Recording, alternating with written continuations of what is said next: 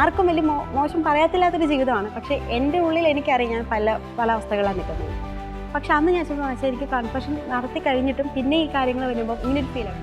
ഞാനത് പിടിച്ചുകൊണ്ടിരിക്കുന്നത് ഇപ്പോഴും. കാരണം എനിക്കത് മുറിവുണ്ടാക്കുന്നുള്ളൂ. ഈശോ നോക്കിയിട്ട് പോട്ടെ സാരമില്ല, അല്ലെങ്കിൽ പുള്ളി ചിലപ്പോൾ മറന്നുപോയ കാര്യമാണ് ഞാൻ പിന്നെ ഇങ്ങനെ ഓർമ്മിപ്പിച്ചുകൊണ്ടിരിക്കുന്നത് പുള്ളിയുടെ അടുത്ത് നിന്ന്. ഇതുവരെ അവസ്ഥകൾ നാട്ടുകാർക്കും ചുറ്റുമുള്ളവർക്കൊക്കെ ആയിരിക്കും അവർക്ക് ചിന്തിക്കുമ്പം എന്നെ വിലയിരുത്താൻ പോകുന്നത്. അതുവരെ ആദ്യകുമ്പസാരത്തേക്കാൾ ഉപരി അതുവരെ അത്രയും വർഷങ്ങളിൽ, അതായത് ഒരു ആദ്യകുമ്പസാരം നടത്തി വർഷങ്ങളായിട്ടും അതുവരെ നടത്താത്തൊരു കൺഫെഷനാണ് ഞാൻ എൻ്റെ ഫിലിപ്പിൻ്റെ ടൈമിൽ എനിക്ക് നടത്താൻ പറ്റിയത്.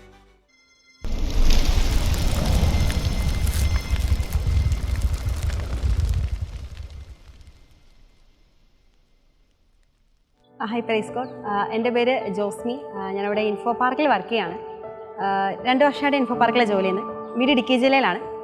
അപ്പം എൻ്റെ ലൈഫിൽ എനിക്ക് തമ്പുരാൻ തന്നൊരു ഫ്രീഡം, അല്ലെങ്കിൽ എവിടെയാണ് എനിക്ക് എൻ്റെ മനസ്സുകൊണ്ട്, അല്ലെങ്കിൽ എനിക്ക് എപ്പോഴാണ് ഒരു തുറന്ന മനസ്സോട് തമ്പുരാനെ സ്നേഹിക്കാൻ പറ്റിയെന്നൊരു ഏറ്റവും ലൈഫിലുണ്ടായ ഒരു മൊമെൻ്റാണ് ഞാനിപ്പോൾ ഷെയർ ചെയ്യാൻ ആഗ്രഹിക്കുന്നത്. അപ്പം നമ്മൾ സാധാരണ ഒരു കുടുംബത്തിൽ എല്ലാ ദിവസവും അത്യാവശ്യം പ്രാർത്ഥിക്കുക, അല്ലെങ്കിൽ പള്ളിയിൽ പോവുക, അങ്ങനത്തെ കുറേ കാര്യങ്ങളൊക്കെ ചെയ്ത് ആർക്കും വലിയ ദോഷമില്ലാത്ത, അല്ലെങ്കിൽ ആരും വലിയ കുറ്റം പറയത്തില്ലാത്ത രീതിയിൽ അങ്ങനെ പോയിക്കൊണ്ടിരിക്കുക. അതായത് ആർക്കും അറിയത്തില്ല നമ്മളിങ്ങനെയാണ്, അല്ലെങ്കിൽ നമുക്കുള്ളിലറിയാം നമ്മളെക്കാൾ ഉപരി പുറത്ത് വലിയ കുഴപ്പമില്ലാത്ത രീതിയിലൊക്കെ പോയിക്കൊണ്ടിരിക്കുകയാണ്. അപ്പം സ്കൂളിലെ മിഷൻ ലീഗ് പരിപാടികളൊക്കെ പോകുന്നുണ്ട്, പള്ളിയിൽ പോകുന്നുണ്ട്, അങ്ങനെ വലിയ കുഴപ്പമൊന്നുമില്ല. പക്ഷേ എങ്കിലും നമ്മൾക്ക് നമ്മളുടേതായ കുറേ കുറവുകളും അല്ലെങ്കിൽ കുറേ പാവത്തിൻ്റെ മേഖലകളൊക്കെ ഉണ്ടെങ്കിലും അത് ആരും അറിയാൻ ആഗ്രഹിക്കാതെ പിന്നെ മൂടി വെക്കുക, അല്ലെങ്കിൽ പറയുന്നതൊരു നാണക്കേടായിട്ട് വിചാരിക്കുക. ആ ഒരു മുഖംമൂടി അണിഞ്ഞ് കഴിയാന്നൊരു ഇന്നർ ഫീലിംഗ് ഉണ്ടെങ്കിൽ നമ്മൾ അതിന് ഒരു പാപമായിട്ടോ അല്ലെങ്കിൽ ആ ഒരു ചിന്തയെ പോകുന്നില്ല. അങ്ങനെ പോയിക്കൊണ്ടിരിക്കുന്ന കാലഘട്ടമാണ്. അപ്പം ജീസസ് യൂത്തിലേക്ക് അങ്ങനെയാണ് കുറച്ച് ഒരു +2 സമയത്തൊക്കെയാണ് ജയവേലയ്ക്കൊക്കെ വരുന്നത്. പക്ഷെ വന്നപ്പോഴും ഒരു മിഷൻ ലീഗ് അല്ലെങ്കിൽ ഒരു സംഘടന, ഒരു കൂട്ടായ്മ എന്നതിലുപരി എൻ്റെ ലൈഫിൽ അതൊന്നും ഇമ്പാക്റ്റ് ചെയ്തിട്ടില്ല. അപ്പം അങ്ങനെ ഒരു കോളേജ് കഴിഞ്ഞു. അതിനുശേഷമാണ് ഞാൻ ഇൻഫോ പാർക്കിൽ ക്യാമ്പസ് പ്ലേസ്മെൻറ്റ് വഴി ഇൻഫോ പാർക്കിലേക്ക് വരുന്നത്. ഇൻഫോ പാർക്കിൽ വന്നു കഴിഞ്ഞപ്പം അതിന് മുമ്പ് വരെ ഉണ്ടായിരുന്ന എൻ്റെ ലൈഫിൽ ജീസസ് യൂത്ത് ഉണ്ടായേക്കാൾ ഒരു ഇമ്പാക്റ്റാണ് എനിക്ക് ഇവിടെ ഒരു ഫോർമേഷൻ ഫസ്റ്റ് സ്റ്റേജ് ഓഫ് ഉണ്ട്. അതിലൊരു ഫിലിപ്പ് കോഴ്സ് ഉണ്ട്. ആ ഫ്ലിപ്പ് കോഴ്സിലേക്ക് വരുന്നത്.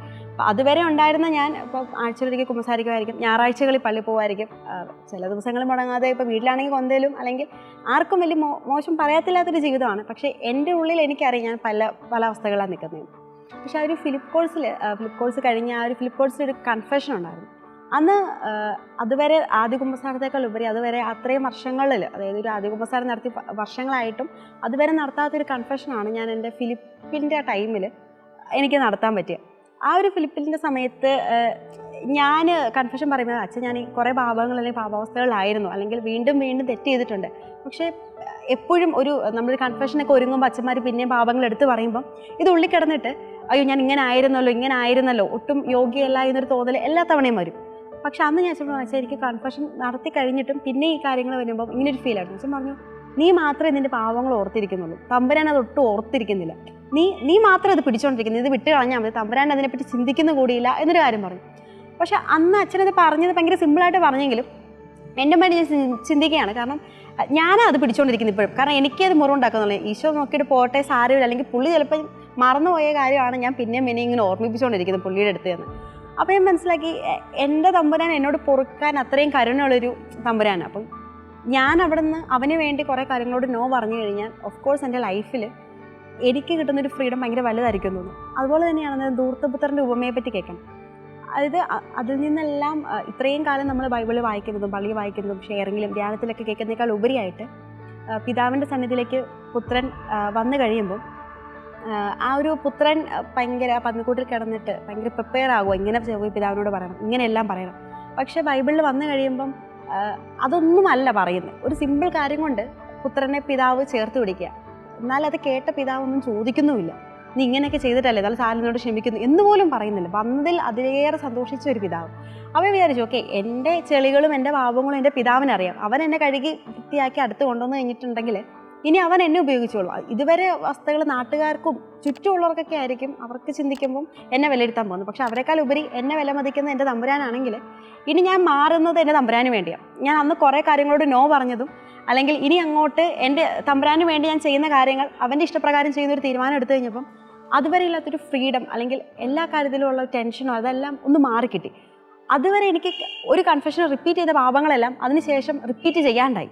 അതായത് കാരണം ഈ ഒരു സാധനം ഒരു ഉള്ളിൽ കിടക്കുന്നൊരു കുറ്റബോധമോ അല്ലെങ്കിൽ പാപബോധം ഇല്ലായ്മയാണോ എന്നൊന്നും അറിയില്ല. പക്ഷേ പിന്നീട് എൻ്റെ കൺഫെഷനിൽ പാപങ്ങൾ റിപ്പീറ്റ് ചെയ്യാണ്ടായി. അല്ലെങ്കിൽ ചെറിയ ചെറിയ കാര്യങ്ങൾ വരുന്നതേ പെട്ടെന്ന് കുമ്പസാരിക്കാനുള്ള അവസരം കിട്ടി. വീക്കിലി കൺഫെഷനായി. അത് ആ ഒരു എൻ്റെ സ്പിരിച്വൽ ലൈഫിൽ ഒരുപാട് ഹെൽപ്പ് ചെയ്തു. പിന്നീട് അങ്ങോട്ട് ഒരു തീരുമാനം എടുക്കുമ്പം ഓക്കെ ബുദ്ധിമുട്ടായിരിക്കും, അല്ലെങ്കിൽ എന്താണെങ്കിലും ദൈവമേ നീ ഇഷ്ടപ്പെടുന്നുണ്ടെങ്കിൽ എൻ്റെ ഹിതം ഇതാണെങ്കിലും നിൻ്റെ ഇഷ്ടം ഇതാണെങ്കിൽ മാത്രം നടക്കട്ടെ എന്നൊരു തുറവയോടുകൂടി പ്രാർത്ഥിക്കാൻ, അല്ലെങ്കിൽ ദൈവത്തിൻ്റെ ഇടപെടലിന് പൂർണ്ണമായിട്ട് യെസ് പറയാൻ മനസ്സിന് പറ്റി. ഇപ്പോഴും ചിന്തിക്കുമ്പം പഴയ അല്ലെങ്കിൽ എന്തെങ്കിലും ഒരു കാര്യത്തിൽ പഴയ കാര്യങ്ങളൊക്കെ ആലോചിക്കുമ്പം ഇപ്പോഴും ഭയങ്കര ധൈര്യത്തോടെ പറയും.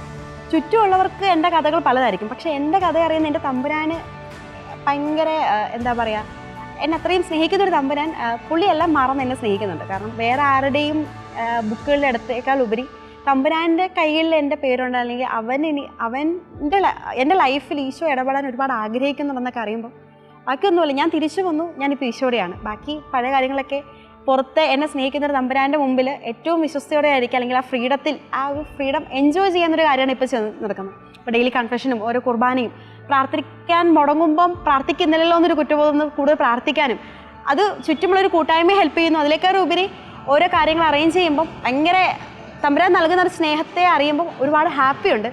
ഇപ്പോഴും ആ ഒരു കൺഫെഷൻ ഇപ്പോൾ സ്റ്റാർട്ട് ചെയ്യും. നമ്മളിപ്പോൾ ഒരു ദൈവാനുഭവം പറഞ്ഞാൽ ദിവസം ഉണ്ടാകുന്ന ദൈവാനുഭവത്തെക്കാൾ ഉപരി ആ ഒരു സ്റ്റാർട്ടിങ് ഉണ്ടായല്ലോ കിട്ടിയത്. എനിക്ക് ഇവിടെ നിന്നാണ് എൻ്റെ ഈ ദൈവാനുഭവങ്ങൾ എനിക്ക് കണ്ടെത്താൻ പറ്റി തുടങ്ങിയത്. അതിന് ശേഷമാണ് ഉണ്ടായ അനുഭവങ്ങളിൽ നിന്ന് ഉണ്ടായ ഇൻസിഡൻസിൽ ദൈവത്തിൻ്റെ ഇടപെടൽ ഞാൻ കണ്ടു വിസിബിളി കാണാൻ തുടങ്ങിയത്, അല്ലെങ്കിൽ പറയാനുള്ള അനുഭവങ്ങൾ സ്റ്റാർട്ട് ചെയ്തു. സോ അതിൻ്റെ കൺഫെഷനിൽ നിന്ന് എനിക്ക് കിട്ടിയ ഫ്രീഡം എന്ന് പറയുന്നത് ഇപ്പോൾ എനിക്ക് ഡെയിലി ഓരോ കൺഫെഷനിൽ നിന്ന് കിട്ടുന്നുണ്ട്. അല്ലെങ്കിൽ ഒരു ആഴ്ചക്കാലം ഒരു ബുദ്ധിമുട്ട് സ്ട്രഗിളൊക്കെ ഉണ്ടായി കഴിയുമ്പോൾ ഭയങ്കര അസ്വസ്ഥ ഫീൽ ചെയ്യുമ്പോൾ എന്താ പറ്റിയേ, എന്താ വിഷമം അറിയിക്കുമ്പോൾ ഓക്കെ ഒരാഴ്ച കഴിഞ്ഞു ഞാൻ ഒന്ന് കുമ്പസാരിച്ച് കഴിയുമ്പോൾ വല്ലാത്തൊരു ഫ്രീഡം ലൈഫിൽ ഇപ്പോൾ വരുന്നു. സോ ആ ഒരു കുമ്പസാരത്തിൽ നിന്ന് എനിക്ക് എൻ്റെ തമ്പുരാൻ തരുന്നൊരു ഫ്രീഡമാണ് ഞാനിപ്പോൾ അനുഭവിച്ചുകൊണ്ടിരിക്കുന്ന എൻ്റെ ഒരു ജീവിതം എന്ന് പറയുന്നത്.